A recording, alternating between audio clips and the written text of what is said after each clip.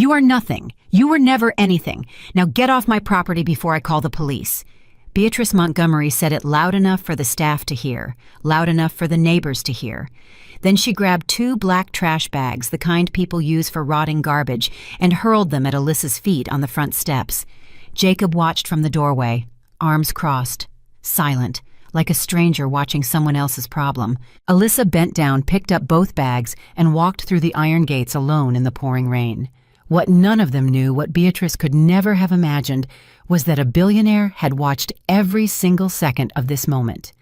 And he had been planning for it far longer than she had. Before we go further, if this is your first time here, please subscribe to our channel and follow this story all the way to the end. And drop a comment telling me what city you're watching from. I want to see exactly how far this story travels. The iron gates closed behind her, with a sound like a verdict. Not the soft click of a door being shut gently out of consideration. Not even the mechanical thud of something automated and indifferent. It was a deliberate, heavy grinding clang, the kind that takes effort, the kind someone has to choose to make. And Alyssa Montgomery, who had spent the last 6 years of her life learning exactly what it meant when the Montgomerys made a deliberate choice, understood immediately that this sound was a message. You are gone. You are nothing. And we are glad. She stood on the public sidewalk outside the estate that had been her home, the home she had decorated, managed hosted dinner parties inside, of woken up in at 3 a.m, when the pipes groaned in winter, the home she had once genuinely loved, and she held 2 black trash bags. That was it. 2 bags, the same kind you use for kitchen garbage, the kind you buy in bulk at the grocery store because you go through so many of them. That's what 6 years of marriage looked like when the Montgomerys were finished with you. The rain came down in sheets. Not a light drizzle, not the kind of rain that feels cinematic or cleansing. It was heavy, cold, sideways rain that soaked through clothing in seconds, that turned sidewalk cracks into rivers, that made the world feel hostile and indifferent all at once. Alyssa didn't run for shelter. There was nowhere to run to. She didn't have a car anymore. Jacob had argued successfully that the car had been purchased with Montgomery family funds. She didn't have a hotel reservation. She didn't have a credit card that wasn't already frozen. She didn't have a phone plan that wasn't under Jacob's account, and she was operating on the grim assumption that it would be shut off within the hour. She had $37 in her wallet. She had counted it 3 times in the last hour, in between signing papers and listening to the family attorney explain, in the driest possible legal language, exactly how completely she had lost. No alimony. The prenuptial agreement had been ironclad, and Beatrice had insisted on it before the wedding. At the time, Alyssa had been 24 years old, and so deeply in love with Jacob that she had signed without reading carefully because signing felt like trust, and love felt like protection. She understood now, standing in the rain with $37, exactly what that signature had cost her. No property stake, the house, the cars, the vacation property in Connecticut, the investment accounts, all Montgomery assets, all protected, all untouchable. Personal belongings only, whatever she could fit into the bags they provided. And Beatrice had been specific about which bags, trash bags, black ones. Beatrice had handed them to her personally with that particular smile she reserved for moments of maximum cruelty disguised as helpfulness. "Here you go, sweetheart," Beatrice had said, holding the bags out like she was doing Alyssa a favor. "So you don't have to make multiple trips." The attorney had looked at his shoes. Jacob hadn't looked at her at all. That was the part that stayed with Alyssa as she stood there in the rain. Not the bags, not the $37, not even the gate sound.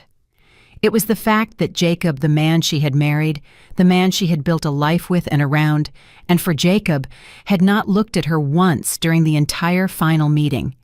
He had sat at the conference table in his charcoal suit, with his hands folded, staring at the documents being passed around, and he had not looked at her face a single time. Not when she walked in, not when she signed, not when she stood up to leave. Not even when she paused at the doorway, some hopeless, irrational part of her still waiting for him to say something, anything that acknowledged 6 years of shared life. He had taken out his phone instead. She walked 3 blocks in the rain before she found a bus stop with a partial roof and sat down on the metal bench. The bench was cold through her wet clothes. A pigeon shuffled away from her without much concern. She set both trash bags down between her feet and pressed her hands flat on her thighs and stared at the street. She was 30 years old. She had no job. She had left her career in marketing at Beatrice's insistence because Beatrice had said that a Montgomery wife didn't work, and Alyssa had been young enough and hopeful enough to believe that being a Montgomery wife was a permanent condition. She had no apartment, no savings account that hadn't been tied to joint accounts now frozen. No family she could call her mother had passed away 4 years ago, and her father, she had been told her whole life, was a mechanic in rural Pennsylvania who had drifted away when she was very young and never looked back. She had a few friends, but the kind of friends you accumulate when you're a society wife. People who liked her at Beatrice's parties, people who sent polite texts when they saw the divorce announcement in the society pages, people who would not, she understood with cold clarity, be offering her their guest room tonight. She was completely alone. The rain kept coming. She didn't cry. She had cried yesterday alone in what had been her bedroom, sitting on the floor, because she had already been asked to strip the bed and leave the linens. She had cried ugly and hard, and without any of the dignity she normally kept carefully in place, and it had felt necessary and final, like draining something infected. She had told herself, sitting on that bare floor, that it was the last time. She was not going to cry in public. She was not going to give the universe or the Montgomerys the satisfaction of collapsing on a sidewalk. So she sat at the bus stop and did not cry. She breathed. She counted the cars going by. She tried to think practically about where she was going to sleep that night. She was in the middle of a rough calculation about whether $37 would cover 2 nights at the cheapest motel she could think of. It would not when her phone rang. She almost didn't answer. The number was international, Zurich, Switzerland. The country code was unmistakable. She had learned European country codes during the years she spent helping Jacob manage his father's old international contacts back when Jacob had still pretended she was a partner rather than an accessory. She stared at the screen for 3 full rings, thinking this was either a scam call or a wrong number, and she almost let it go to voicemail. Something stopped her. She pressed accept. "Ms. Sterling," said the voice on the other end. Male, precise, accented with the particular formality of someone who had been educated in multiple countries. "Ms. Alyssa Sterling," she almost corrected him. She was Alyssa Montgomery, except that she wasn't anymore. She had been Alyssa Montgomery for 6 years, and now she was legally, formally, completely not. She was going back to her birth name, whether she had planned to or not. "Yes," she said. "This is Alyssa." "My name is Friedrich von Halloway," the man said. "I am the principal executor of the estate of Mr. Arthur Sterling. I understand this call may be unexpected, and I apologize for the circumstances. However, I need to inform you that your father passed away 3 days ago." The rain fell. The pigeon came back. Alyssa sat very still.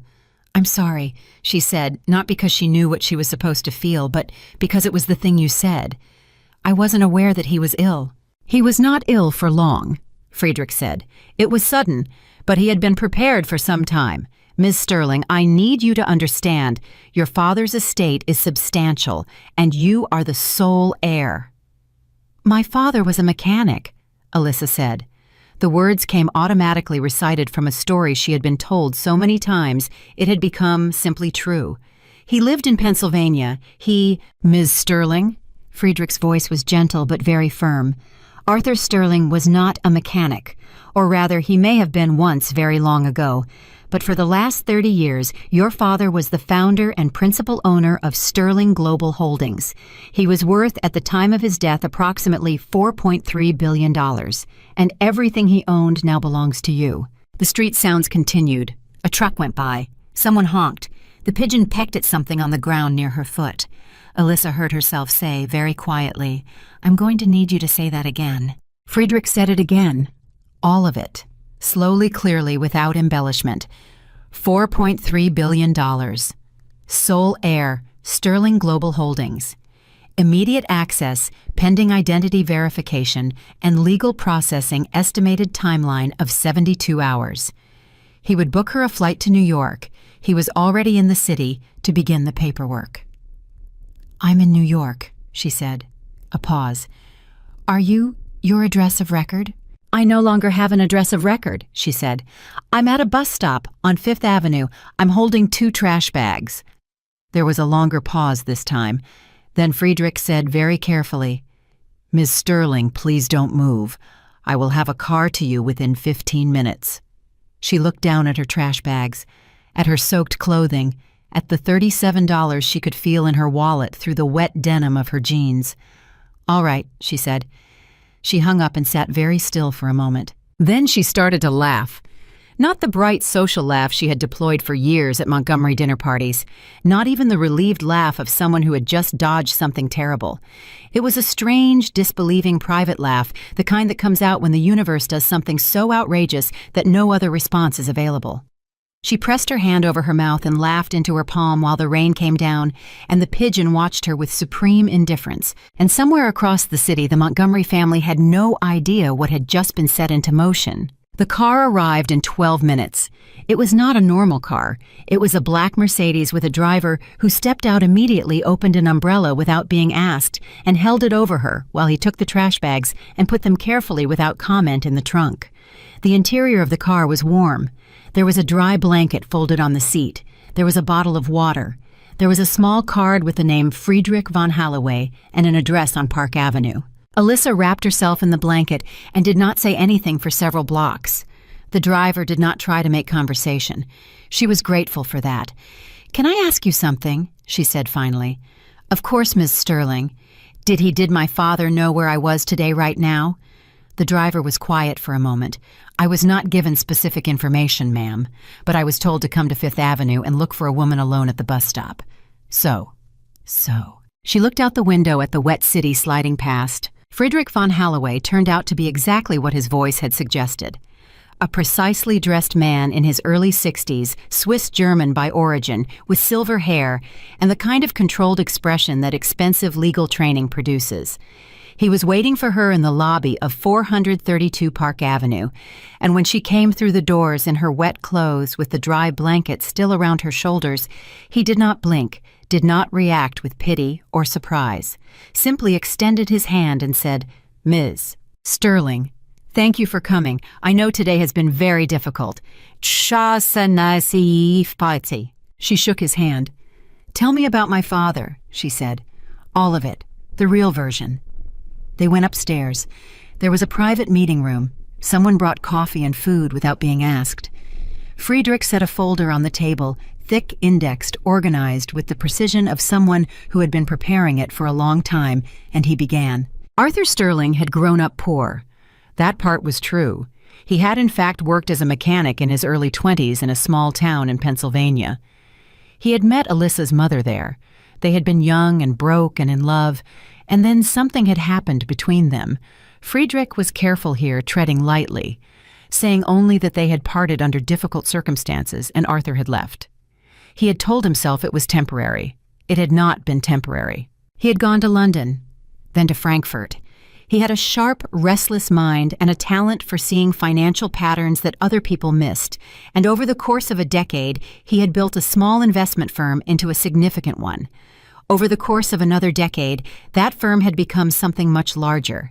Sterling Global Holdings now operated in 11 countries, with interests in energy infrastructure, private equity real estate development, and 3 separate charitable foundations. He was never public about his wealth, Friedrich said.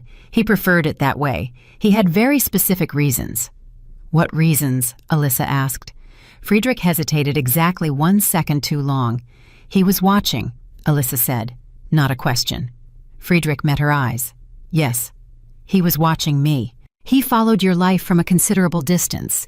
He had, and I want to be honest with you about this, because you deserve honesty, he had people who kept him informed.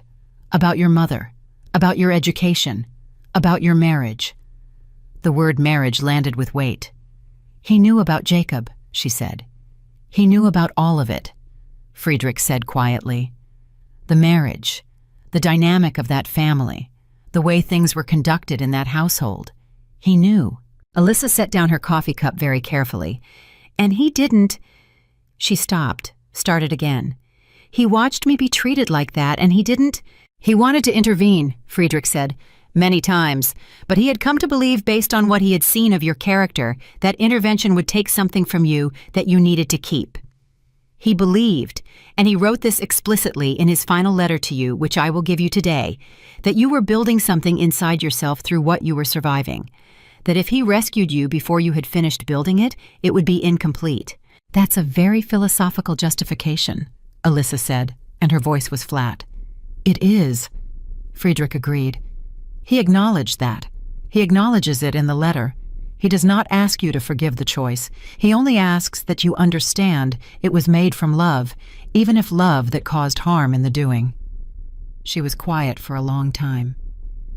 You said he acquired the Montgomery family debt, she said finally. How much? Friedrich opened the folder to a specific page, slid it across the table. Alyssa looked at the number. She looked at it for a long time. Then she looked up at Friedrich. They don't know, she said.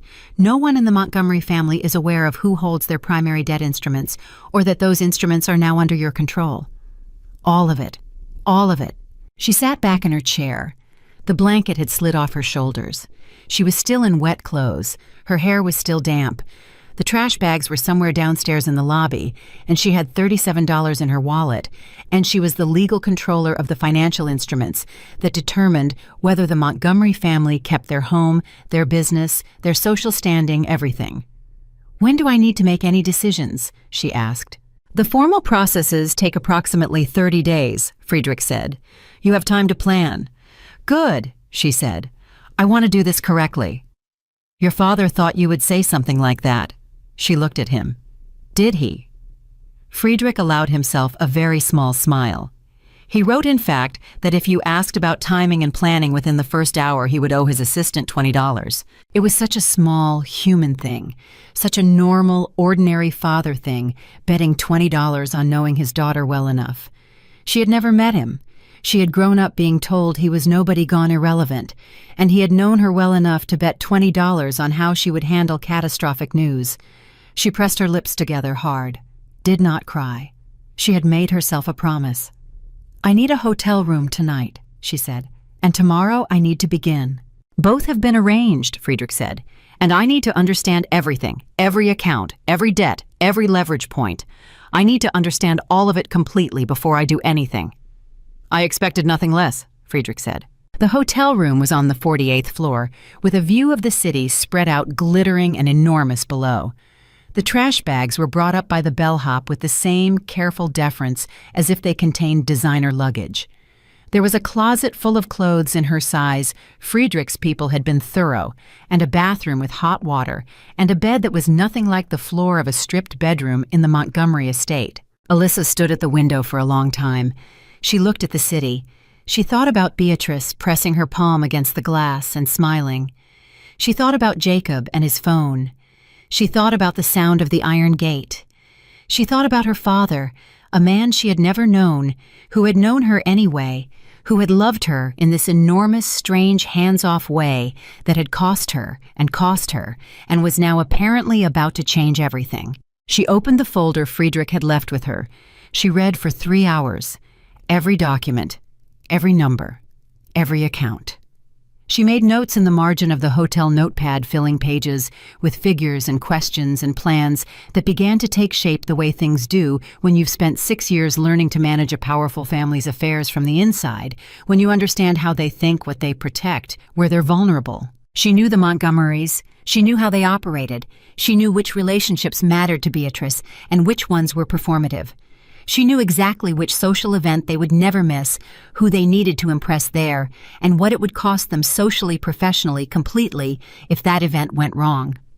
She picked up her phone and called Friedrich. The Gilded Charity Gala, she said when he picked up. Beatrice Montgomery is the lead host this year. Tell me what our charitable giving capacity is and what it would take to attend as a named donor. Friedrich was quiet for a moment. Then, our giving capacity is effectively unlimited within reason.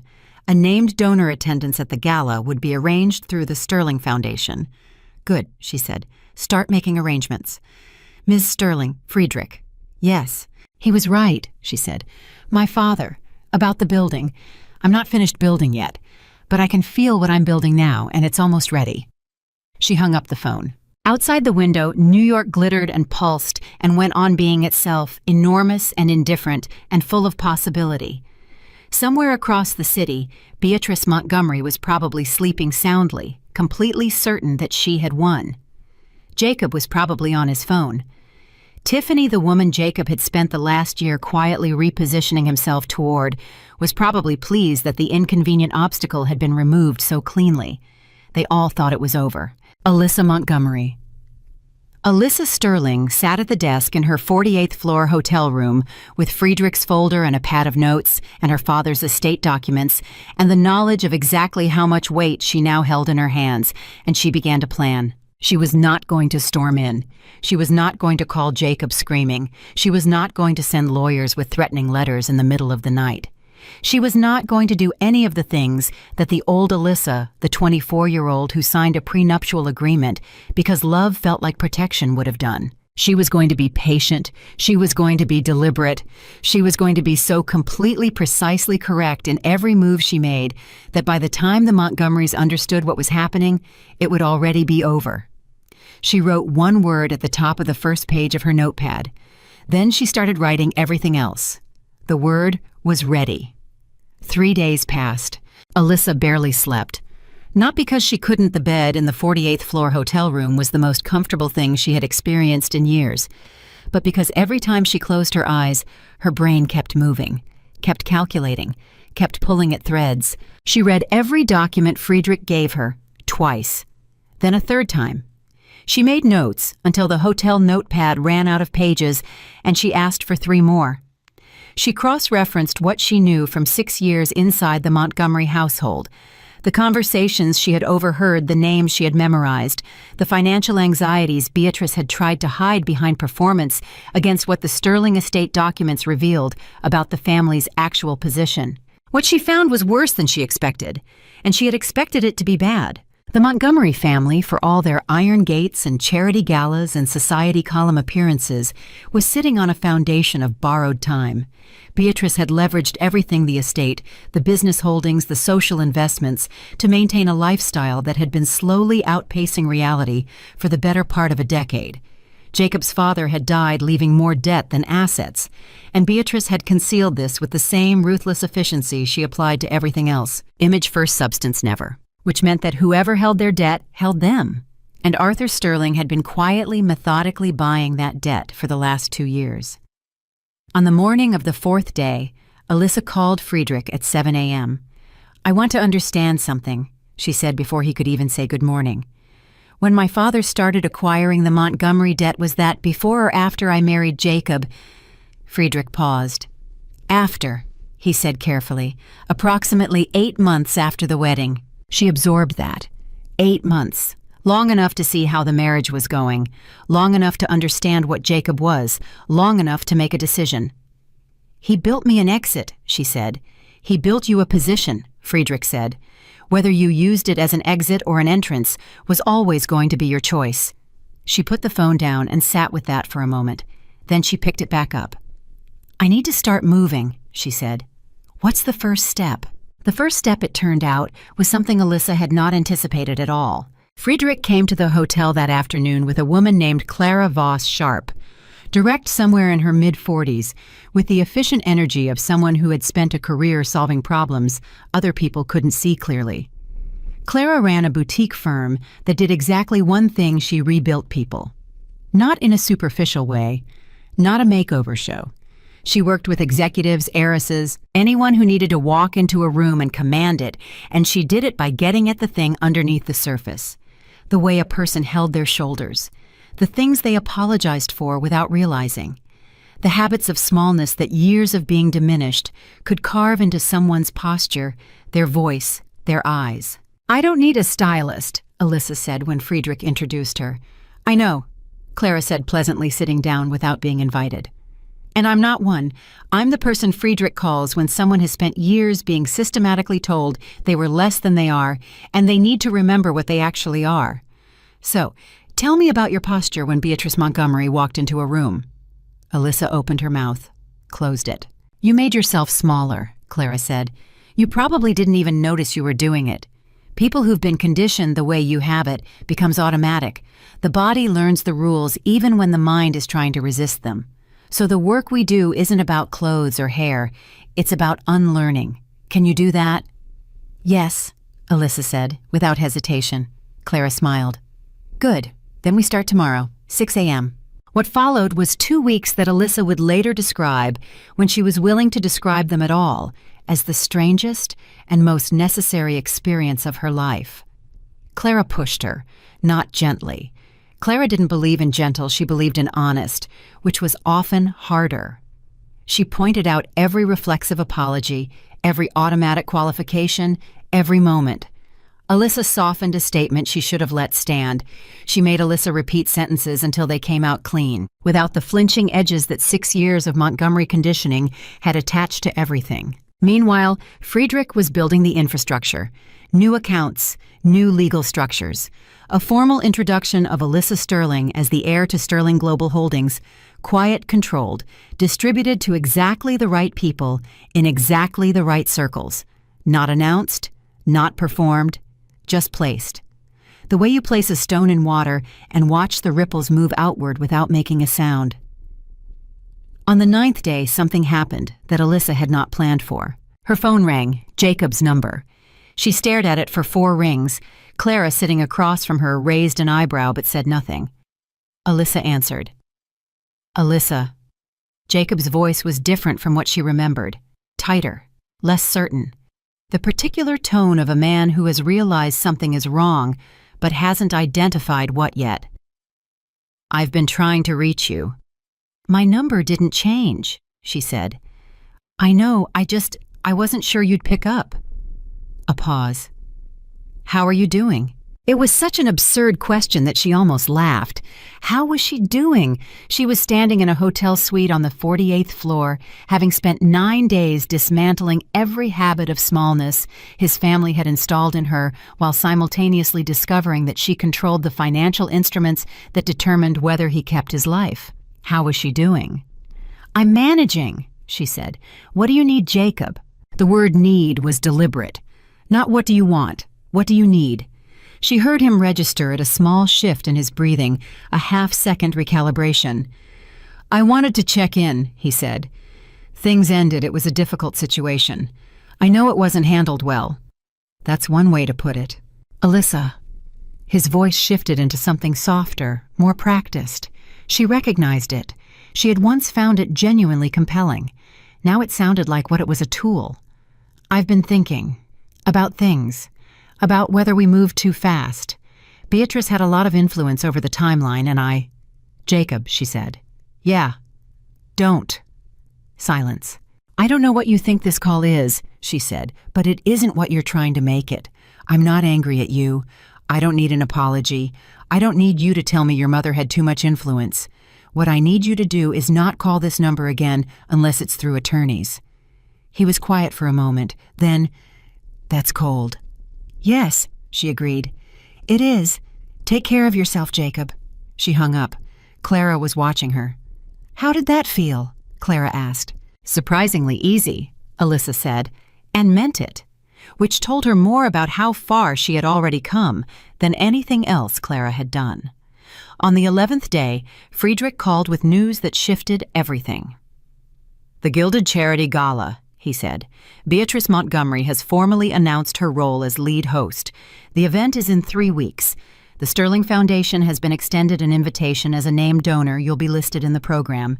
Does Beatrice know who the Sterling Foundation is? She knows it's a new foundation with significant financial capacity. She doesn't know who runs it. The name Sterling means nothing to her. Perfect, Alyssa said. Keep it that way until I walk through the door. There's something else, Friedrich said. Jacob has been, our people are telling us he has been making inquiries about the debt situation, about who holds their primary instruments. He's hired someone to look into it. Alyssa felt a cold alertness sharpen in her chest. How close are they? Not close, but the fact that he's looking suggests someone in that household is beginning to feel the ground shift under them. Good, she said. Let them feel it. Just don't let them find anything real. Understood. She put the phone down and looked out the window at the city. 3 weeks. Clara came in from the adjoining room. She had been listening. She always listened. It was part of how she worked, and she set a cup of coffee on the table in front of Alyssa without comment. "You're going to walk into that gala," Clara said, "and Beatrice Montgomery is going to see you. And everything she has built her sense of victory on for the last month is going to crack. You know that." "Yes. What do you want to happen in that room?" Alyssa thought about it, really thought about it. Not the fantasy version, not the satisfying revenge movie version, but the real answer. What did she actually want? "I want her to understand," she said finally. "Not feel bad, not be embarrassed. I want her to understand fully, completely, with nothing left unclear, that everything she thought she knew about power and who has it was wrong. I want that understanding to be so total that she carries it." Clara nodded slowly. "Then we have 3 weeks." The work intensified. Clara brought in 2 other people. A woman who worked specifically on voice and projection, a man who had spent 20 years in private wealth circles and understood their particular language, their codes, their tells. Alyssa absorbed everything. She was a fast learner by nature, and she had the additional advantage of genuine motivation, not the motivation of someone chasing ambition, but the motivation of someone who had been to the bottom and was not willing to go back. She also spent hours every day with Friedrich learning the business. Not at the surface level, not just the assets and the numbers, but the mechanics, how decisions were made, who the key relationships were, what the Sterling Foundation's charitable work meant to the communities it served. She was not going to walk into a boardroom or a gala as a figurehead. She was going to understand what she was carrying. On the 15th day, she did something she hadn't planned. She asked Friedrich to find out where her father's personal assistant was, the one who had apparently spent years helping Arthur Sterling monitor his daughter's life from a careful distance. The assistant's name was May. She was 61 years old. She had worked for Arthur Sterling for 22 years. She met Alyssa in a quiet corner of a midtown restaurant, and when Alyssa sat down across from her, May looked at her for a long moment with the particular expression of someone seeing a photograph come to life. "He talked about you every day," May said. "I want you to know that. Not obsessively, but every day. Something would happen in the news and business, just something, and he would say, 'Alyssa would find that interesting,' or 'Alyssa would handle that well.' Every day." Alyssa held very still. "Was he ever going to contact me himself?" May's hands wrapped around her coffee cup. "He tried, 3 times. Once when you graduated college, once when you got engaged, once about a year into your marriage when things had gotten difficult." She paused. "He drove to New York each time, sat outside places he thought you'd be, lost his nerve every time." "Why?" "Because he was afraid," May said simply. "Not of you, of what you'd say, of what he deserved to hear. He was a man who could negotiate billion-dollar deals without blinking, and he was completely terrified of his own daughter. He thought you'd hate him, and he thought he had earned it." Alyssa looked down at the table. "I don't hate him," she said. "I don't know him well enough to hate him. I barely know enough to grieve him, which is its own kind of sad." "He knew that too," May said. "He wrote it in the letter. Did you read it, Mom, 3 times? May nodded. They sat in silence for a moment. "He didn't just watch," May said, then quieter. "He interfered once, very quietly. When you were 27 and Beatrice was trying to isolate you from the last of your real friends, there was a woman, I think her name was Diane," Alyssa said. "Diane, yes. Beatrice had been pressuring Jacob to have her removed from your social circle. Your father, he arranged for Diane's firm to receive a significant consulting contract. It gave Diane enough independence that she didn't need Montgomery approval to keep her position, so she could stay in your life." May looked at her directly. "You probably thought that was luck." Alyssa thought about Diane, about the consulting contract that had come through and changed everything for her, about how they'd had coffee after, and Diane had said, "I don't know who referred me, but this changes everything." "It wasn't luck," Alyssa said. "No." Another silence. Then Alyssa asked the question she had actually come to ask. Did he know what he was doing to me by waiting? Did he know the cost of it? May set down her coffee cup. "Yes," she said. "He knew. He didn't minimize it. He didn't tell himself it was fine. He sat with the knowledge of what it cost you, and he chose it anyway because he believed. And I'm not saying he was right. I'm just telling you what he believed. He believed that if he pulled you out before you found your own way to stand up, you would spend your whole life knowing you'd been rescued, and he didn't want that for you. He wanted you to know you could stand on your own before you found out what else was yours. Alyssa sat with that for a long time. When she left the restaurant, she walked 6 blocks before getting in a car. She needed the 6 blocks. She needed to feel her feet on the pavement, the city around her, the air. She needed to process the strange, painful, complicated shape of what it felt like to be loved by someone who had never touched you, whose love had looked for most of your life like absence. She thought about the iron gate, the trash bags, Beatrice's voice, Jacob's silence. She thought about a man sitting in a car outside a building in New York, 3 separate times losing his nerve. She made a decision walking those 6 blocks. She didn't call Friedrich. She didn't call Clara. She just made it quietly in her own mind, the way you make decisions that come from the deepest part of what you believe. She was not going to do this for revenge. She had thought she might. She had allowed herself to feel the righteous heat of it, the desire to see Beatrice's face crumble to watch Jacob understand the scale of what he had thrown away. Those feelings were real, and they were not wrong, but they were not going to be the engine. The engine was going to be something else, something her father had tried to tell her in the letter, something she was only now beginning to fully understand. On the 18th day, an envelope arrived at the hotel. Friedrich's handwriting on the outside.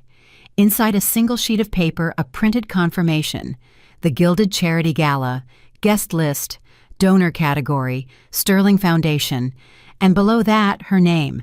Not Alyssa Montgomery, not Alyssa wife of, not Alyssa former wife of discarded after 6 years of service to a family that had never considered her an actual person. Alyssa Sterling. Sterling Foundation. She folded the paper and put it in the pocket of the jacket she was wearing, one of Clara's selections. Deep charcoal perfectly structured the kind of clothing that did not ask for permission to be noticed, and she stood at the window and looked at the city. 5 days. She called Friedrich. "I need to know the exact moment Beatrice Montgomery sees my name on the donor list," she said. "I want to know her reaction. Can you arrange that?" "Our people are already inside the event committee," Friedrich said. "Yes. And the Montgomery debt status, where does that stand if they tried to refinance or move anything in the next 5 days?" "They can't. The instruments are structured in a way that requires our approval for any significant financial movement. They're locked. They just don't know it yet." "Correct." She thought about Beatrice, about the way she had said the words, "You are nothing, you were never anything," loud enough for the staff to hear, loud enough to make sure there were witnesses to the erasure. "Friedrich," she said, "yes. Make sure my table placement is visible from wherever Beatrice will be standing when the evening begins." "Already done," he said. She almost smiled. "Almost. My father trained you well. He told me once," Friedrich said, "that the most important thing in any negotiation is patience, that the person who can wait longer almost always wins. He was the most patient man I've ever known." "I know," Alyssa said. "I'm starting to understand where I got it from." She hung up the phone. 5 days. She had been in this hotel for 18 days. She had arrived in wet clothes with 2 trash bags and $37. She was leaving in 5 days as someone entirely different, not because Clara had changed her, not because money had changed her, but because she had finally been given the space and the time and the truth to become what she had always been, underneath all the years of being told she wasn't. Somewhere across the city, Beatrice was hosting planning meetings for the gala, checking seating charts, reviewing donor lists, preparing the performance she put on every year, the great Montgomery matriarch, the pillar of New York society, the woman who had never once lost. She was about to see a name on that donor list. She was about to do a search, about to make calls, about to try to find out who Alyssa Sterling was and why she was sitting at a premium donor table at an event Beatrice controlled. And she was going to find very little, enough to be curious, enough to be unsettled, not enough to understand. Not yet. The understanding was coming. Alyssa was going to deliver it personally. She was ready. The call came at 7:14 in the morning, 2 days before the gala. Friedrich's voice was controlled the way it always was, but underneath the control, there was something else, a precision that told Alyssa he was choosing his words carefully because what he was about to say mattered. Beatrice saw the donor list last night, he said. Our person inside the committee confirmed it at 11 p.m. She stopped the review meeting, asked 3 separate times who approved the Sterling Foundation placement. When no one had a satisfying answer, she ended the meeting early and made 4 phone calls from the hallway. Alyssa was already sitting up. Who did she call? Her attorney, her social publicist, someone we haven't identified yet, and Jacob. What did she say to Jacob? We don't have the exact conversation, but Jacob called our foundation's public contact line at 11:47 p.m. and asked to speak with the director of the Sterling Foundation. Alyssa was quiet for exactly 2 seconds. What did your person say? That the director was unavailable and would return non-urgent inquiries within 5 to 7 business days. She almost smiled. Good, don't return it. Already decided, Friedrich said. But Alyssa, she's going to be looking for you now. She doesn't know what she's looking for yet. But Beatrice Montgomery did not build what she built by ignoring things that don't add up. She's going to be on alert at the gala. I know, Alyssa said. That's exactly what I want. She put the phone down and sat for a moment in the early morning quiet of the hotel room. 2 days. Beatrice was already pulling threads, already feeling the edge of something she couldn't name. That discomfort, that specific feeling of a woman who had always controlled every room she walked into, suddenly sensing that something in the next room was not under her control, that was already working on her, already costing her sleep. Good. Let it cost her. Clara arrived at 8:30 with the finalized details. The dress, deep midnight blue, structured, nothing performative about it. The kind of garment that said power without having to announce it. The jewelry was minimal. 1 piece. A ring that had belonged to Arthur Sterling's mother, which Friedrich had included in a small box of personal effects he'd delivered 2 days ago. Alyssa had held it for a long time before deciding to wear it. It felt right.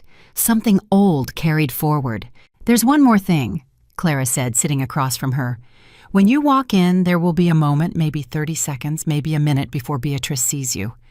In that moment, everyone else in that room is going to see you first. How you move in those 30 seconds sets everything. So tell me, who are you walking in as? Alyssa didn't hesitate. I'm walking in as myself, she said, for the first time in a long time. Clara studied her face.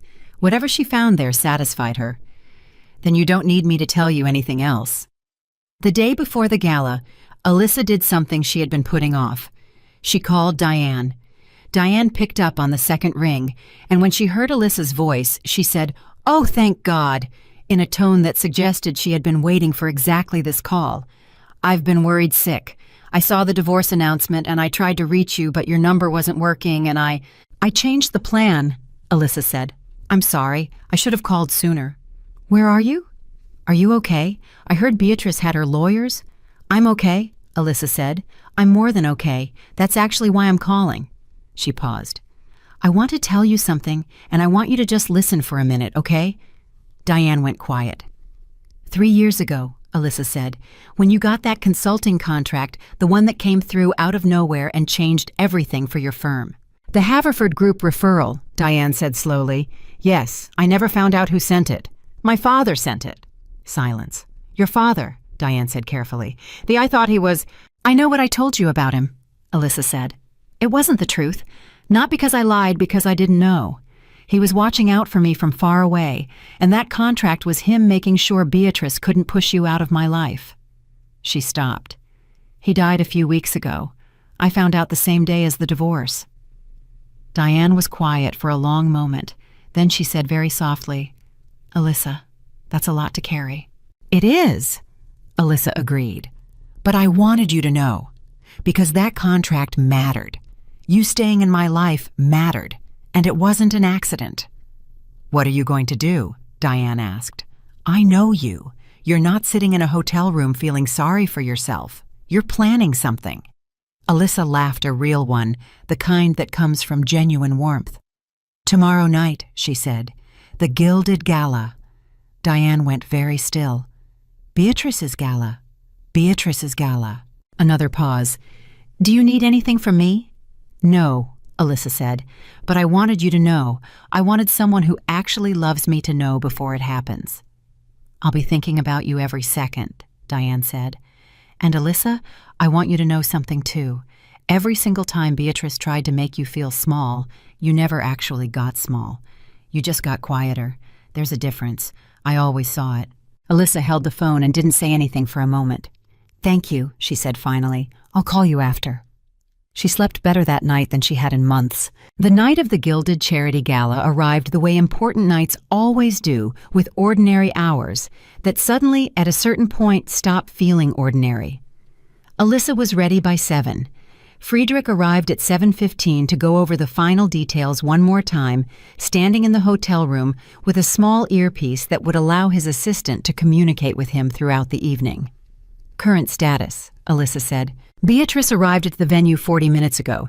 She has been briefed by her publicist that the Sterling Foundation is a new but significant donor presence. She still does not have a face for the name. Jacob arrived 20 minutes ago with Tiffany.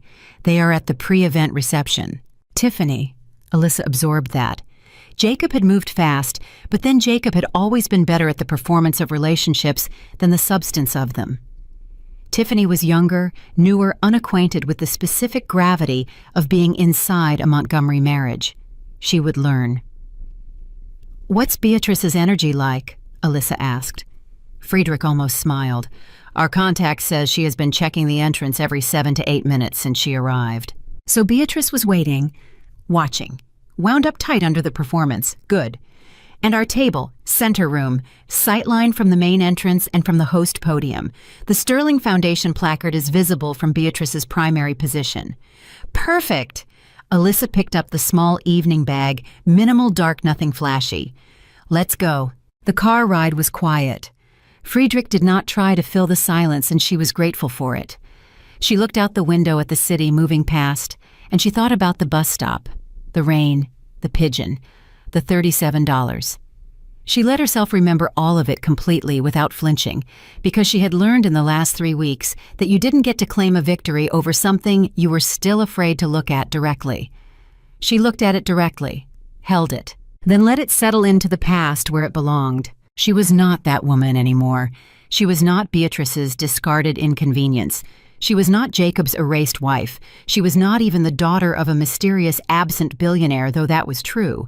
She was Alyssa Sterling, and she was about to walk into a room. They arrived at 8:14. The entrance to the gala was everything Beatrice had designed it to be, grand, deliberate, constructed for maximum effect.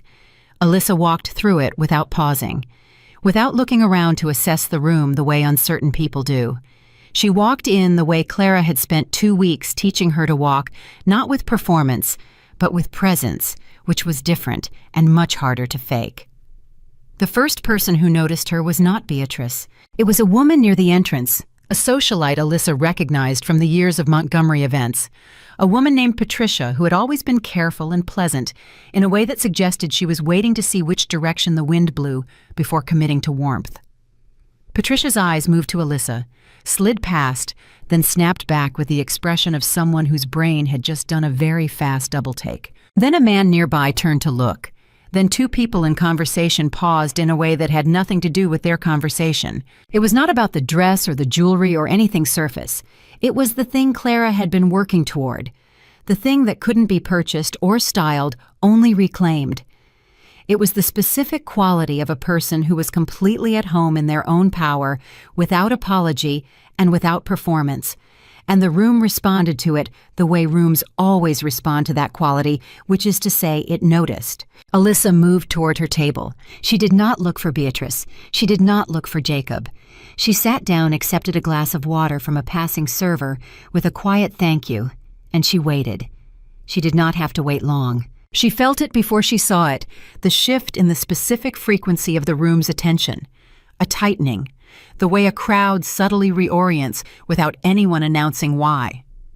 And then she looked up because she knew, and she saw Beatrice Montgomery across the room, standing very still with a champagne glass in her hand and an expression on her face that Alyssa had never seen there before. Not anger, not contempt, not the polished social smile. Something else, something that on a face less controlled than Beatrice's would have been fear. Beatrice stared.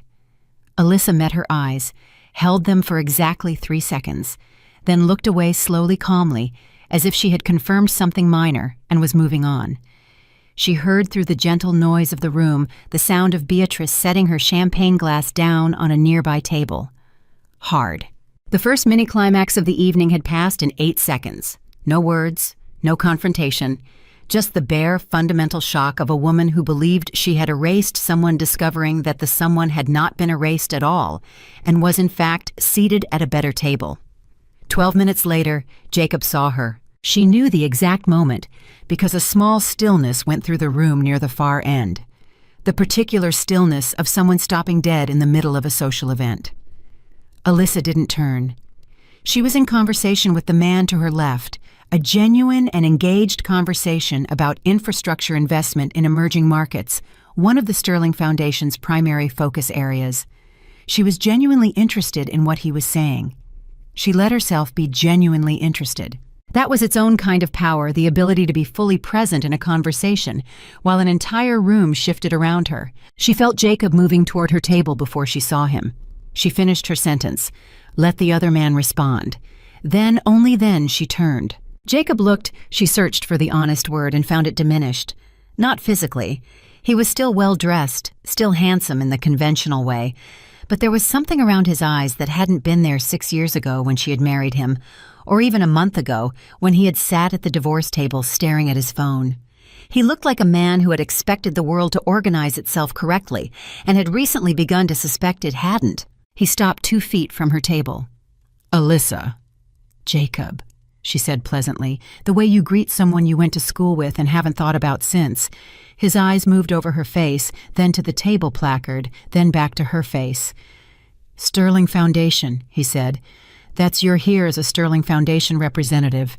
"I'm here as the Sterling Foundation," she said. He processed that. She could see him processing it, the specific effort of a man trying to do math in his head that isn't adding up. "I didn't know you had—" "There are a lot of things you didn't know," she said. Not unkind, factual. Tiffany appeared at his elbow, then young, dark-haired Pretty in a careful way, with the specific wariness of someone who understood she was standing in complicated territory.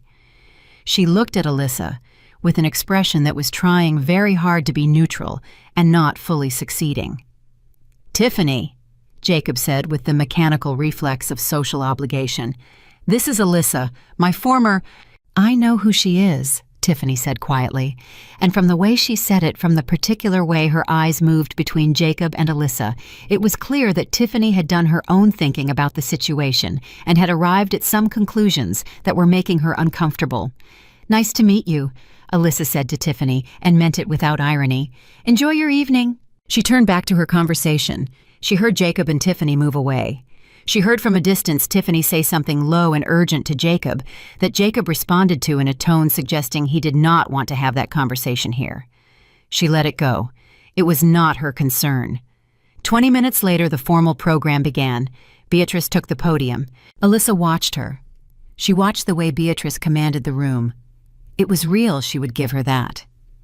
Beatrice had spent decades building this particular kind of authority, and it was not nothing. She spoke beautifully.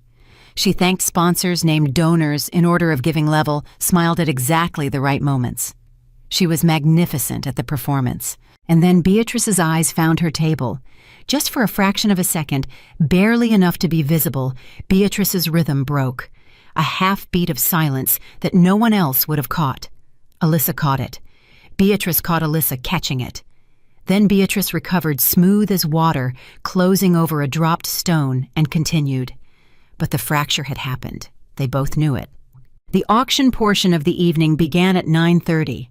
Alyssa had discussed this with Friedrich in detail. She knew exactly what she was going to do and when. She waited through the first 3 items, letting the rhythm establish itself, letting the room get comfortable. The 4th item was a curated art piece, significant, well-sourced, the kind of auction item that serious donors treated as an opportunity to signal their level. Bidding opened at 50,000, moved to 80, then 90, then stalled. Alyssa raised her paddle. 150,000, she said calmly into the stall. The room shifted. That kind of jump, not the cautious incremental steps of someone watching their budget, but the clean, decisive leap of someone for whom the increments were irrelevant, did something to the atmosphere. People looked. The auctioneer, to his credit, recovered quickly. Someone across the room countered. 160. Another voice. 175. Alyssa waited. Let it run to 190. Then 250,000. Dead silence. Then the auctioneer's voice professionally controlled $250,000 from the Sterling Foundation. She could feel Beatrice's eyes on her from across the room. She did not look. The item sold to the Sterling Foundation.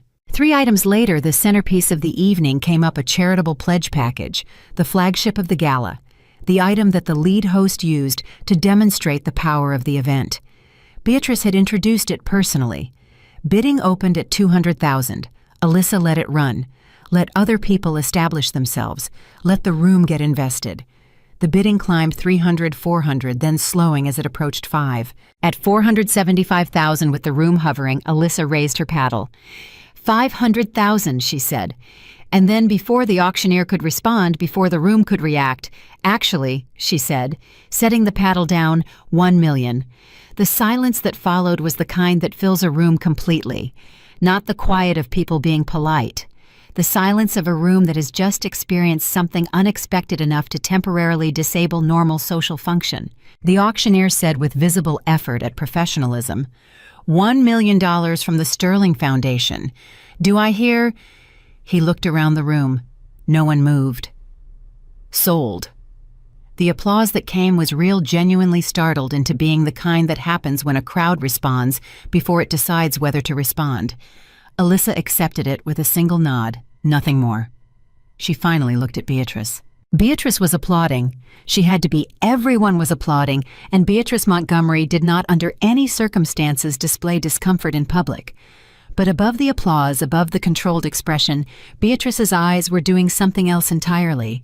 They were calculating, rapidly, furiously, with the particular focus of a woman who has spent a lifetime doing this kind of calculation and has just hit a number that doesn't fit any known equation. Who is this woman? Where did she come from? What is she doing here? What does she know? Alyssa held Beatrice's gaze for exactly as long as she wanted to. Then she looked away. The program broke for a reception period around 10. Within 4 minutes, Beatrice was moving across the room toward her table with the practiced ease of a hostess making rounds. Nothing aggressive, nothing that would read as confrontational to anyone watching. She was too good for that. She stopped at Alyssa's table with a warm, social smile that reached precisely nowhere near her eyes. "I don't believe we've met," Beatrice said. "I'm Beatrice Montgomery. I want to thank the Sterling Foundation personally for such extraordinary generosity this evening." Alyssa stood. She was the same height as Beatrice. She had not always felt that way.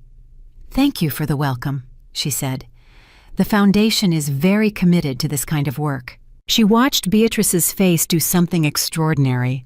She watched the recognition begin the way Beatrice's eyes moved across her features, making connections the brain hadn't authorized yet, pulling at something familiar that the mind kept refusing to fully assemble because the answer it was assembling was impossible. "I'm sorry," Beatrice said with a small studied frown. Have we met? You seem familiar." "We have," Alyssa said. She kept her voice even. Warm, even. "You gave me trash bags." The color left Beatrice Montgomery's face, not gradually, not the slow drain of someone receiving bad news, instantly, like a switch. She stared. Alyssa held her gaze without any expression except the calm, clear look of someone who is exactly where they intended to be. "Alyssa Sterling," she said, "Arthur Sterling's daughter, and I believe you know the rest." Beatrice said nothing. For perhaps the first time in 30 years of calculated social performance, Beatrice Montgomery had nothing to say. "Enjoy the rest of the evening," Alyssa said pleasantly. She sat back down. Beatrice stood there for 2 full seconds. Then her social training, deep and automatic as breathing, pulled her upright and moved her away from the table with a murmured excuse that meant nothing. Alyssa watched her go and watched the exact moment Beatrice reached a quiet edge of the room, turned away from the crowd, and pulled out her phone. She was calling her attorney.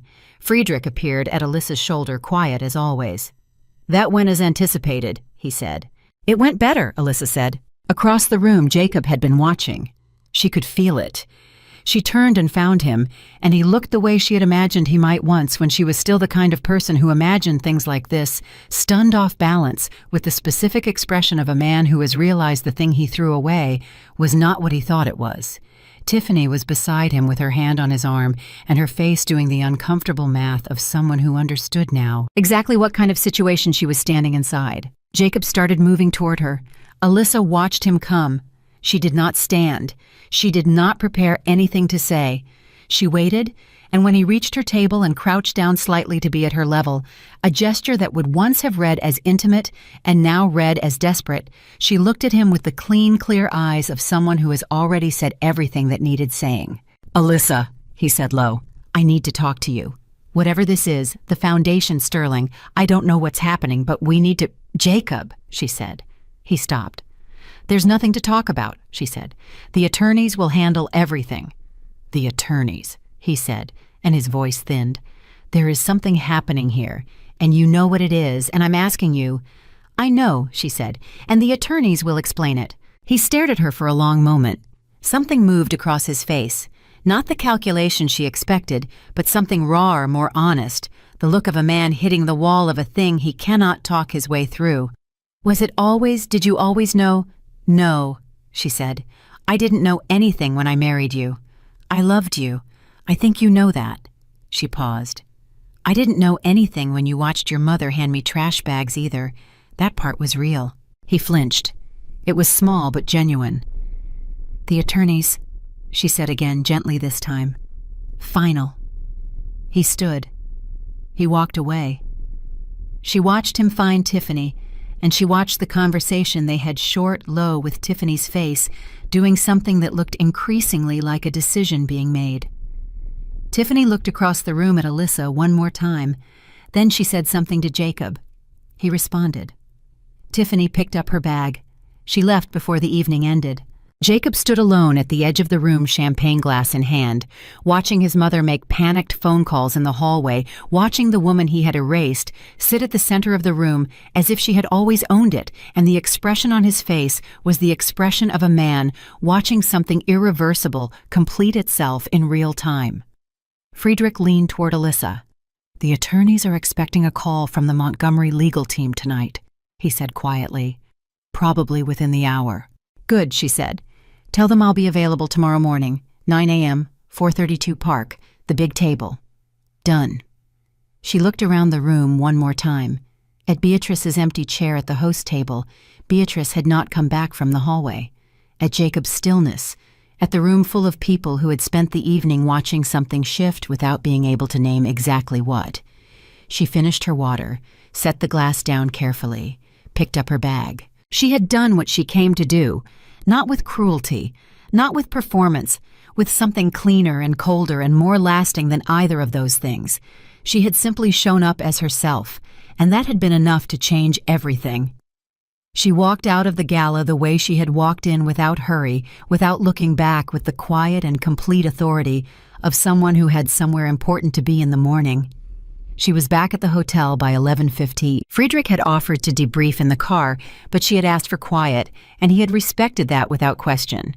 She sat in the back seat and watched the city go by, and let the evening settle through her like something being absorbed slowly, not the adrenaline version of what had happened, not the highlight reel, but the full weight of it.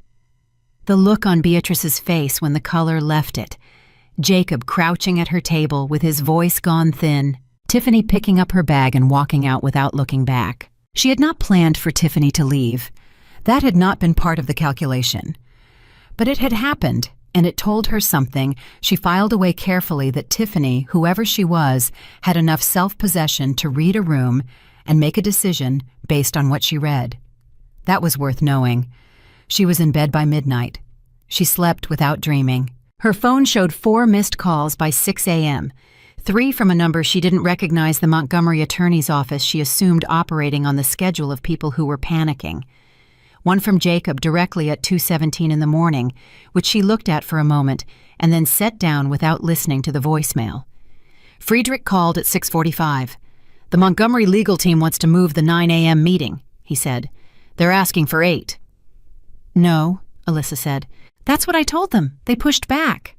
"They can push all they want," she said.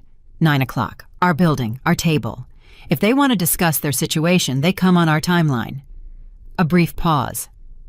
"They'll be there at 9, Friedrich said. "Also, I need to tell you something before the meeting. Something that came in overnight." She sat up straighter. "Tell me." "The Montgomery financial team has been working through the night. They found the debt structure, not all of it, but enough. They understand now who holds the instruments. What they don't fully understand yet is the extent. Their attorney called our lead counsel at 4 a.m. and used the word catastrophic." Alyssa absorbed that. How catastrophic is their actual position? If we called the instruments today full immediate recall, they would have approximately 72 hours before the estate, the primary business holdings, and their liquid assets are effectively frozen pending settlement. They cannot refinance. They cannot sell assets fast enough. They have no runway. And they know this. Their attorney knows it. Whether he's told Beatrice the full picture yet, that I'm not sure of. She thought about Beatrice sitting somewhere in that estate right now. The estate with the iron gates. The estate where she had stood in the rain holding 2 trash bags while Beatrice smiled through the window. She thought about what it felt like to have someone look at you like you were garbage and then turn their back. "Make sure the full picture is on the table by 9, she said. "I don't want Beatrice learning the extent of it in pieces. I want her to understand everything at once." "Understood," Friedrich said. "One more thing. Jacob called our main line at 6 a.m. this time. He asked to speak with you directly, not through attorneys." "What did your person say?" "That all communications needed to go through legal counsel at this time." "Good." She paused. "Friedrich, how are you feeling about today?" He was quiet for a moment. Not the thoughtful quiet of someone calculating, but the particular quiet of someone who is allowing themselves to feel something they normally keep professional distance from. "Your father would have wanted to be here," he said finally. "I want you to know that I'm aware of that. And I think he would be very proud of how you've handled every part of this." She didn't trust herself to respond to that for a moment. "Thank you," she said. "I'll see you at 8:30. She showered. She dressed carefully, not the gala dress, nothing that read as celebratory. A charcoal suit, precise, clean, the ring still on her finger. She ate breakfast slowly and deliberately because she had learned in the last 3 weeks that the body needs to be steady when the mind is doing important work, and what was about to happen at 9 o'clock required steadiness in every part of her. She arrived at 432 Park Avenue at 8:27. The conference room on the 32nd floor was set up the way Friedrich's people set everything up, with the kind of quiet precision that communicated competence without announcing it. Water on the table, legal pads, the Sterling Global Holdings documents arranged in a specific order that Alyssa had reviewed the night before. She sat at the head of the table, which was not a power play and was not intended as one. It was simply where she sat because this was her building, her foundation, her father's empire, and she was its director. She had been sitting for 6 minutes when the elevator opened. Beatrice Montgomery walked in first. She was immaculate, Alyssa would give her that. Whatever the night had cost her, whatever calls had been made and numbers run, and attorneys consulted in the small hours Beatrice had assembled herself this morning, with the precision of a general who refuses to show wounds before battle. Hair perfect. Suit appropriate, expression controlled. But her eyes, the eyes were different from last night even. Last night they had been calculating, frightened, furious beneath the surface.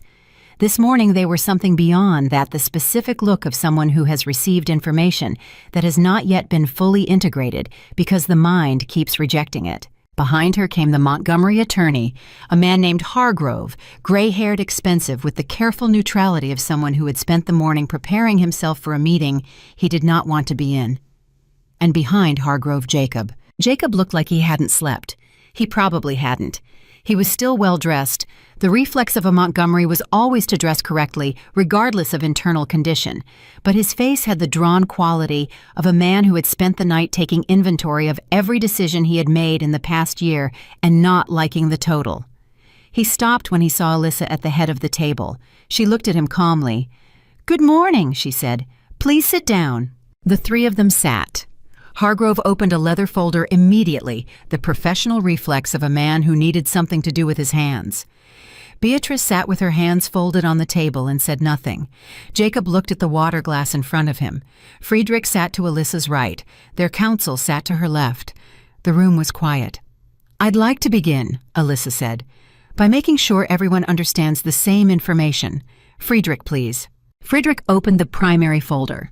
He spoke for 11 minutes without interruption. He laid out the debt structure, all of it. The full architecture, the way Arthur Sterling had acquired each instrument, the timeline, the legal standing, the current status. He was precise and unhurried and completely clear. There was no softening of the numbers and no dramatizing of them. Just the facts arranged in order leading to the single, unavoidable conclusion. The Montgomery family's financial position was not what they had presented it to be. It had not been what they presented it to be for the better part of a decade. And the entity that now controlled the primary instruments of their debt was the Sterling Foundation, directed by Alyssa Sterling, Arthur Sterling's sole heir. When Friedrich finished, the room was quiet. Hargrove spoke first because that was his job. "We'd like to discuss the terms of—" "In a moment," Alyssa said. She looked at Beatrice. "I want to give you a chance to say anything you want to say before we move to terms. If there's anything you want to put on the table, any version of events, any context, now is the time." Beatrice looked at her. The controlled expression was still there, but something underneath it had begun to show through, not the collapse Alyssa might once have fantasized about, but something more complicated. Something that looked at the edges almost like the beginning of recognition, of genuine reckoning. "You planned this," Beatrice said. Her voice was steady. She was giving herself that. "From the beginning." "My father planned the foundation of it," Alyssa said.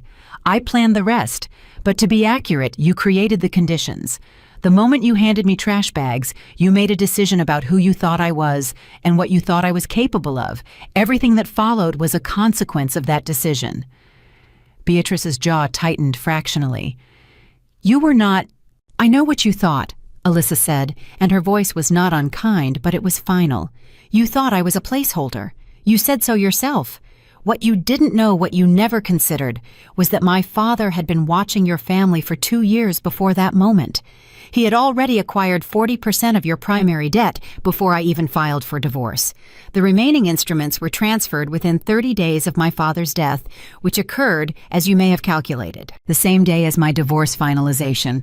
Jacob made a sound, not a word, just a sound, the involuntary noise of a man absorbing a collision he didn't see coming. "The same day," he said. "The same day," Alyssa confirmed. She looked at him steadily.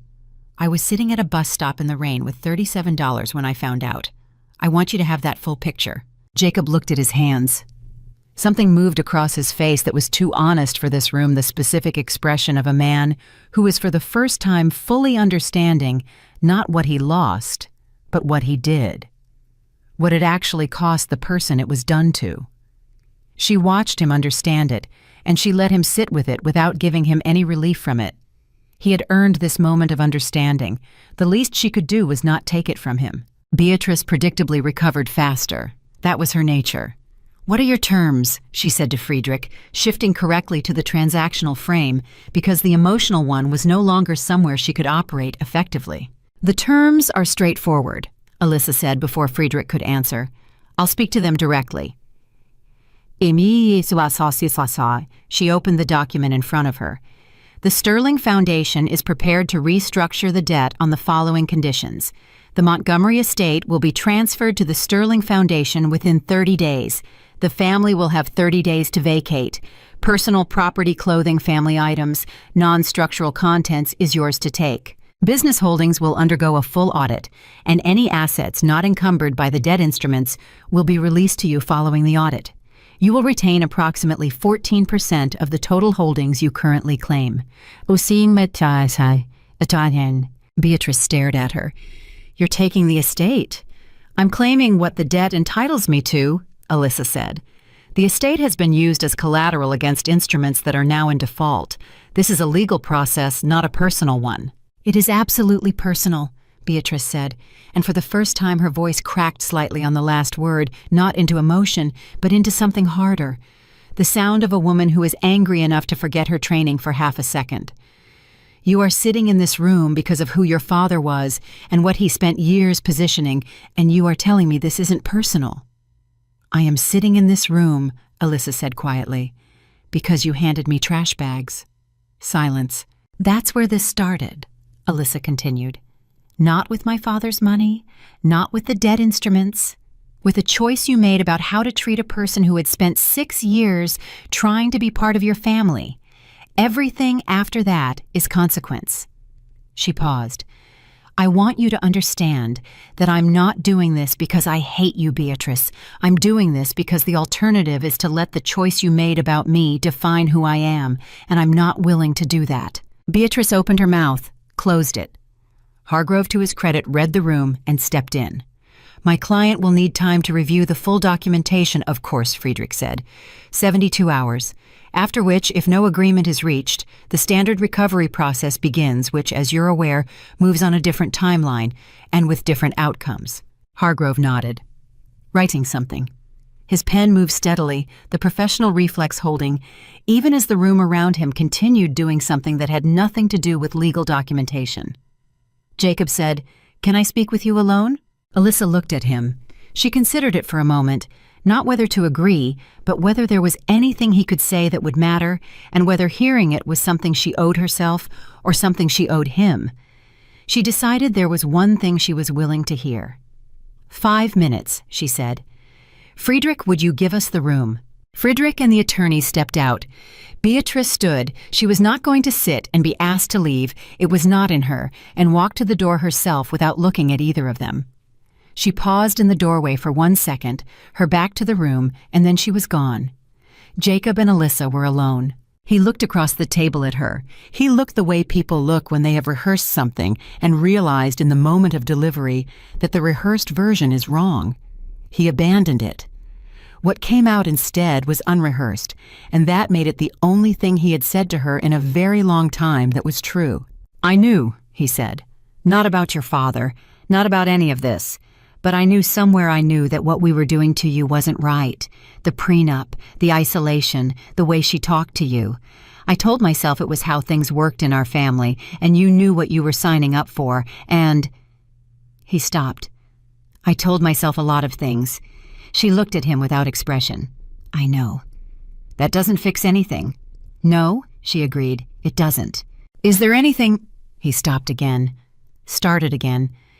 Is there any version of this where, no, she said before he could finish, not harshly, just clearly with the finality of something that has been fully decided. Not because I'm punishing you, because there's nothing left of what we had that I would want to return to. I loved you. For a long time I loved you genuinely, and I don't regret that it was real. But it's done, Jacob. It's been done. He nodded. He looked at the table. He looked like a man who wanted to argue and understood completely that there was no argument available. The company, he said, then shifting, 14%. That's there are employees, people who depend on... The audit will be fair, she said. Anyone whose position is legitimate and not connected to the fraudulent structuring will be protected. I'm not interested in collateral damage. She paused. I'm not your enemy, Jacob. I'm the consequence of choices your family made. There's a difference. He was quiet for a moment. What are you going to do with the estate? She looked at him for a moment. Then she told him. She watched something move across his face. Not guilt exactly, which would have required more self-awareness than Jacob had cultivated, but something adjacent to it. Something that looked like the faint beginning of understanding the full weight of what had been done in that house, with those gates, with those trash bags, and that smile. Okay, he said quietly. He stood. He extended his hand, and it was such an unexpected gesture, formal, almost old-fashioned, the gesture of someone trying to end something with dignity, that she almost didn't respond to it. Then she stood and shook it. Briefly. Clean. He left without looking back. She stood at the table alone for a moment, listening to the room settle back into quiet. Friedrich knocked and came in.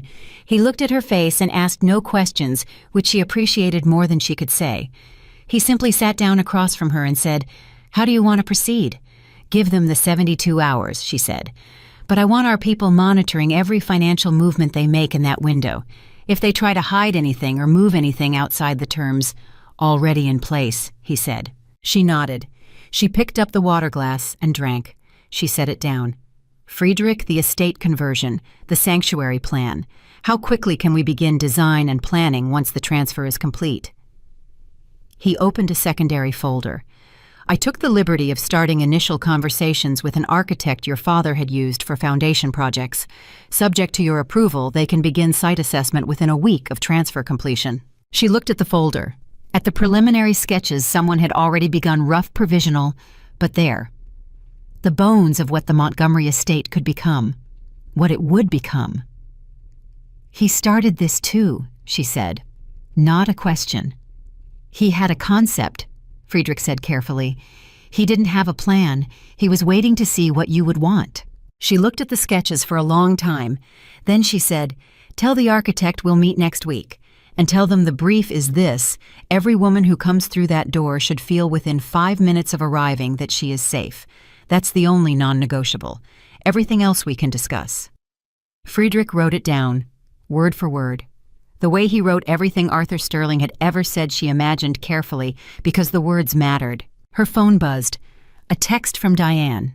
"Thinking of you. How did it go?" She typed back. "It went the way it was supposed to. Call you tonight." Then she put the phone in her pocket and looked at Friedrich. "What else do we have today?" "Sterling Global Holdings Board introduction," he said. 3 p.m. The Zurich team is joining by video. They've been briefed on the transition and are, I'll say, cautiously optimistic about meeting you." "Cautiously," she said. "They knew your father for 30 years. They're protective of what he built. They want to know you're worthy of it." "Good," she said.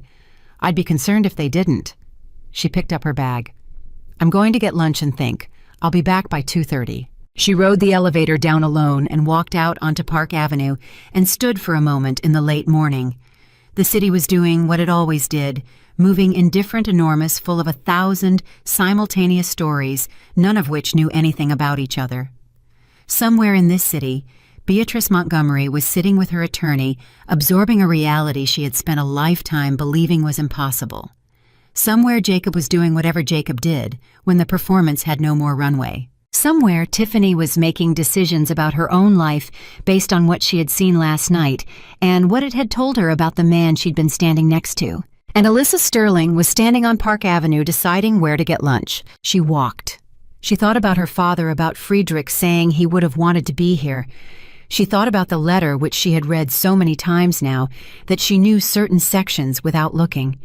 She thought about what it meant to be loved in that particular way, quietly from a distance, with absolute faith in a person you'd never touched. It was not the love she would have chosen.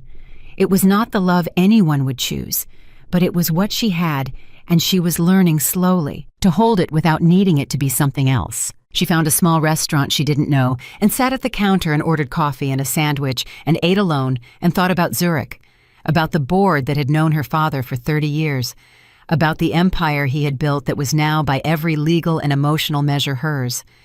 She thought about what she wanted to build with it, not the revenge. She had understood for weeks now that revenge was not the engine. Revenge was a destination, and she was not interested in destinations. She was interested in what you built along the way, what you left standing when the dust cleared, what other people, women, specifically women in rain with trash bags and $37 and no one watching, could walk into and feel safe inside of. That was the engine. That had always been the engine. Her father had seen it before she did. She finished her sandwich. She drank her coffee. She tipped generously because she had learned in the years of being a Montgomery wife exactly which people in any room were being treated as invisible, and she had developed the permanent habit of pushing back against that invisibility in whatever small ways were available. She paid the bill. She walked back to 432 Park Avenue in the midday sun, with the board meeting 2 hours away, and the Zurich team waiting, and the estate transfer beginning its 30-day clock, and the architect briefing scheduled for next week, and the full, enormous, complicated inheritance of Arthur Sterling's life's work settling around her shoulders, like something she was only beginning to understand the shape of. She took the elevator to the 32nd floor. She sat down at the head of the table. She opened the folder. She was ready. The Zurich board meeting lasted 3 hours and 14 minutes. Alyssa had expected resistance. Friedrich had prepared her for it 30 years of loyalty to Arthur. Sterling did not transfer automatically to a daughter none of them had met, and the board was composed of people who had built careers on not making decisions based on sentiment. She had walked in knowing she would need to earn the room, not inherit it. What she had not expected was the man sitting at the far end of the video screen. His name was Conrad Hess, 72 years old, silver-haired, the longest-serving member of the Sterling Global Board, and as it turned out, the person Arthur Sterling had trusted most completely for the better part of 3 decades. Conrad had said nothing for the first 40 minutes. He had watched her answer questions, handle pushback, absorb challenges to her understanding of the portfolio without deflecting or apologizing. He had watched her push back on 2 assumptions that the CFO had presented as settled correctly, identifying gaps that the CFO, to his credit, acknowledged were real. At the 43rd minute, Conrad spoke for the first time. "Your father used to do exactly that," he said. "That specific thing you just did where you let someone finish their argument completely before you took it apart." He said interrupting was a way of telling someone their thinking didn't matter enough to hear fully. He believed you learned more by letting wrong conclusions run to the end than by stopping them in the middle. The room went quiet. "I didn't know that about him," Alyssa said. "No," Conrad said, "but you do it anyway." He looked at her steadily through the screen. "I'll support the transition, for what it's worth." It was worth, as it turned out, quite a lot. 3 other board members shifted within the next 10 minutes, the way opinions shift when the most credible person in a room makes a clear decision. By the end of the meeting, the transition had formal board support and a 90-day integration timeline. Friedrich walked her to the elevator afterward. He did not say, "I told you so." He simply pressed the elevator button and said, "Conrad hasn't supported a transition that fast since your father brought him on in 1997. She looked at him. "He was testing me the whole time." "Of course he was," Friedrich said. "So was everyone else. You passed." She rode down alone and stood in the lobby for a moment, feeling the weight of the afternoon settle through her. She called Diane from the lobby because she had promised she would. "Tell me everything," Diane said immediately. She told her. Not every detail, some of it was not hers to give, but the shape of it. The morning meeting, Beatrice's face, Jacob's handshake, the board, Conrad, Friedrich's particular brand of understatement. Diane listened without interrupting, which was one of the things Alyssa had always loved about her. When it was over, Diane was quiet for a moment and then said, "How do you feel not strategically, actually?" Alyssa thought about it. Actually thought about it standing in the lobby of a building that now, in every meaningful sense, belonged to her. "Tired," she said, "and clear. Like after you've been carrying something very heavy for a long time and you finally set it down, you're exhausted, but you can feel the shape of your own arms again." "That's a good feeling," Diane said softly. "Yes," Alyssa said. "It is." The 72 hours passed. Hargrove called Friedrich at the 68th hour 4 hours before deadline, a move that Alyssa suspected was intentional, designed to look like consideration rather than capitulation, and delivered the Montgomery family's formal acceptance of terms. All of them. No counter, no modification requests, just acceptance clean and complete. Friedrich came to her with the signed documents and set them on the desk in front of her without comment. She looked at them for a moment. Then she signed the Sterling Foundation's countersignature, closed the folder, and said, "Start the clock on the estate transfer." "Already done," he said. She nodded. "And the audit team?" "On site at the Montgomery Business Holdings as of this morning. Their preliminary assessment suggests the fraudulent structuring is more extensive than we initially believed. There are entities we weren't aware of, shell companies, several layers deep. The attorneys are working through them. She absorbed that. Anyone get hurt? Employees, I mean, regular people. We're tracking that specifically. There are 14 mid-level employees whose positions appear to have been funded through the compromised structures. We're prepared to transfer their contracts directly to a Sterling subsidiary to ensure continuity. Do it, she said, without hesitation. Those people had nothing to do with how the Montgomerys operated. They showed up and did their jobs. Friedrich made a note. She watched him write it and thought about how many notes he had made for her father over 22 years. How many decisions had been recorded in exactly this way, quickly, specifically, without fanfare. Friedrich, she said. Yes. Did my father ever regret it? The way he handled things with me. Not just the watching all of it. Did he talk about it? Friedrich set his pen down. He thought for a moment in the careful way he thought about things that deserved care. He didn't talk about regret in those words, he said. What he said, and he said it more than once in different ways, was that he had made a series of decisions he believed were right, and which had cost someone he loved something he could never fully repay. He said the difference between regret and responsibility was that regret asked for relief and responsibility asked for action. He chose action every time. The debt acquisition, she said. The debt acquisition, the Diane contract. 3 other interventions I'm only now cleared to tell you about, smaller things over the years. A scholarship that came through when your college funding fell short. A reference that appeared for a job you applied for at 22 that you didn't know required a reference. A medical bill from your mother's last year that was anonymously settled. Alyssa went very still. She had spent months after her mother's death managing the financial fallout. There had been a bill substantial from the final weeks of care that she had been paying down slowly for 2 years before it simply inexplicably resolved. She had assumed it was an administrative error. She had assumed it for years. He paid my mother's medical bills, she said.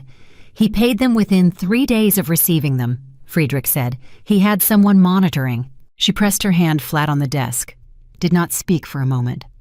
Outside the office, the city made its sounds, the perpetual background noise of 10 million people living their lives simultaneously, indifferent to the specific, enormous small moment happening on the 32nd floor.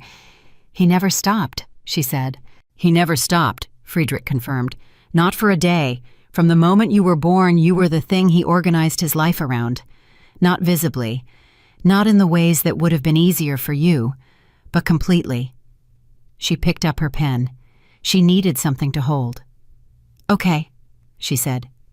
She said it to Friedrich, and to the room, and to the version of her father that existed now, only in documents and memories, and the steady, quiet shape of decisions he had made. Okay. 3 weeks later, the Montgomery estate transfer was complete. She drove there herself. Not in a hired car. She had purchased a car, a simple one, nothing that would have interested Beatrice, because she had discovered that she didn't particularly care about cars, and never really had. She drove herself through the gates, the iron gates standing open now for the first time in any context that had ever benefited her, and parked and sat for a moment before going inside. The family had vacated. Their personal items were gone. What remained was the structure itself, the bones of a place that had been for 6 years the architecture of her diminishment. She walked through it alone, before the architect arrived, before Friedrich, before anyone. She walked through the rooms, and she let herself feel what she felt, which was complicated and layered, and not what anyone who only knew the surface of the story would have predicted. She did not feel triumphant. She did not feel the clean satisfaction of a movie moment. What she felt was something closer to sorrow, not for herself and not for the Montgomerys, but for the waste of it, the waste of years, the waste of the specific human capacity for cruelty that is always, she had come to believe, a product of fear. Beatrice had been afraid for a long time, afraid the world would see through the performance, afraid the money would run out, afraid of everything she had structured her life to appear immune to. That fear had made her vicious, and that viciousness had produced all of this, and all of this had cost everyone involved something real. She stood in the center of what had been the main hall, and she said out loud to the empty room, "This is going to be something else now." Then she went outside to wait for the architect. The architect's name was Sophia, early 50s, precise with the particular quality of someone who listened to what wasn't being said as much as what was. She walked through the estate with Alyssa for 2 hours, asking questions that were not about square footage or load-bearing walls. She asked about the women who would come here, what they would have survived, what they would need to feel in the first 5 minutes of walking through the door. Safety, Alyssa said. It was what she had told Friedrich, and it remained true. Not comfort necessarily, not luxury, safety, the feeling that the people here are on their side. What does that look like physically? Sophia asked. Alyssa thought about it. She thought about the bus stop and the rain. She thought about the hotel room and the way the dry blanket on the back seat of the car had felt that specific, disproportionate relief of being physically warm when you have been cold and afraid. Warm light, she said. Nothing that makes you feel watched. Spaces where you can be alone if you need to be alone, and spaces where you can be with people if you need people. Somewhere to make your own food. Somewhere private enough to cry. Somewhere public enough to remember you're not alone in what happened to you. Sophia wrote it all down. And you, she asked, not looking up from her notes, what would you have needed if you had come through a door like this? Alyssa was quiet for a moment. Someone to tell me, she said, that what was done to me said everything about the people who did it and nothing about me. I needed to hear that, and I needed to believe it. It took me a long time to get there on my own. She paused. I want every woman who comes through that door to get there faster than I did. Sophia looked up. Then that's the brief, she said. I can build for that. The letter was still in the inside pocket of the jacket she wore most often. She had transferred it from jacket to jacket every time a habit she hadn't consciously decided on the way the body makes decisions the mind ratifies later.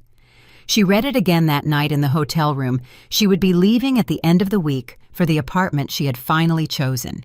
Not the most expensive, not the most impressive, but the one with the most light. On the 14th floor of a building in the West 60s, with a desk where she could work and a window where she could think. Her father's handwriting was precise and slightly left-leaning, the handwriting of someone who had been educated in Europe and never fully lost it.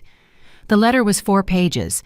She knew it by now well enough that reading it felt like hearing a voice she was still learning to recognize as familiar. He had written, I am not asking you to forgive me for the years of distance. Forgiveness is yours to give or withhold, and either is correct.